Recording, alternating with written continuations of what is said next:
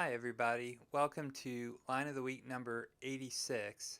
This week's line is a 2 of 5 going to a 6 of 4 to a 4 to a 4 minor 6 to 1.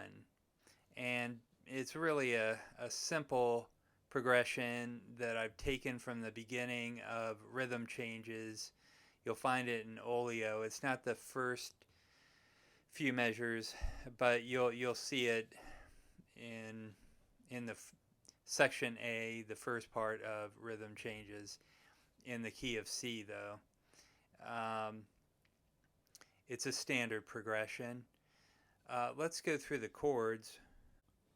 G minor 7, going to C7, going to F major 7, going to F minor 6, resolving at C major 7. And it sounds like this on the guitar.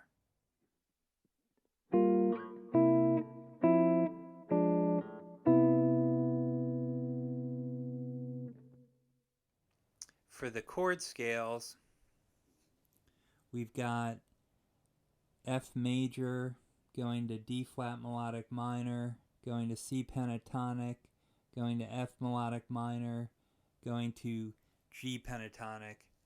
These are the chord scales that I've chosen for this particular progression.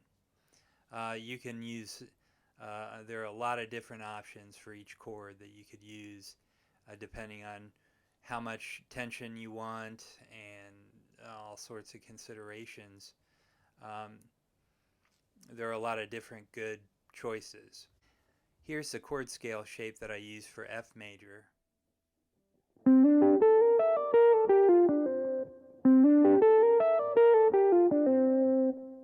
Here's the chord scale shape that I use for D flat melodic minor.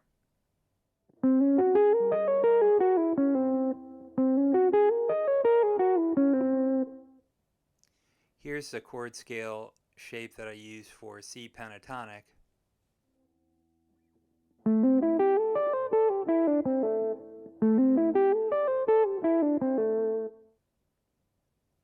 Here's the chord scale shape that I use for F melodic minor.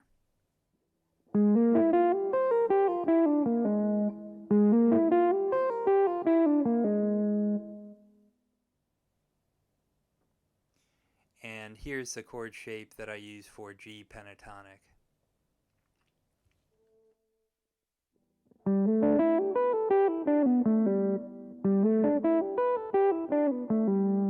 There are 3 points that I'd like to make about the line. First, I'm moving from chord sound to chord sound, meaning for each chord I've got chord tones and available extensions or tensions along with the chord tones, and I just go, and so those two things combined, the chord tones and the tensions, I call chord sound. It's a term that probably originated from Hal Crook and others back in the day. Anyway, it's important at some point just to go through chord tones themselves so you can hear the progression. I did that for years. I just played chord tones so that I could hear progressions going through standards.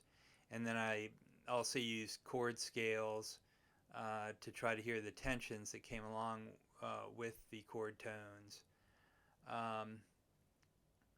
Also, I'd like to point out that at the point of chord change for this particular line of the week, I've got resolution by half step. And I went ahead and circled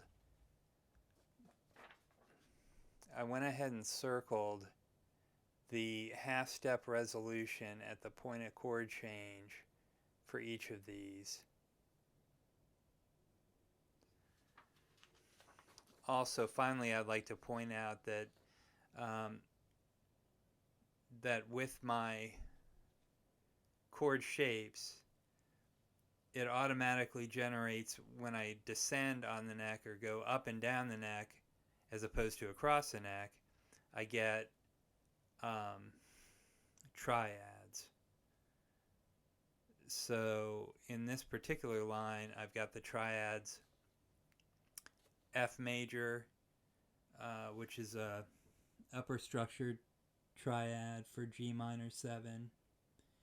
And then I've got the D diminished triad, which is an upper structured triad for F minor 6. And then finally for C major 7, I've got the E minor triad. So thanks for watching, and we'll see you next week.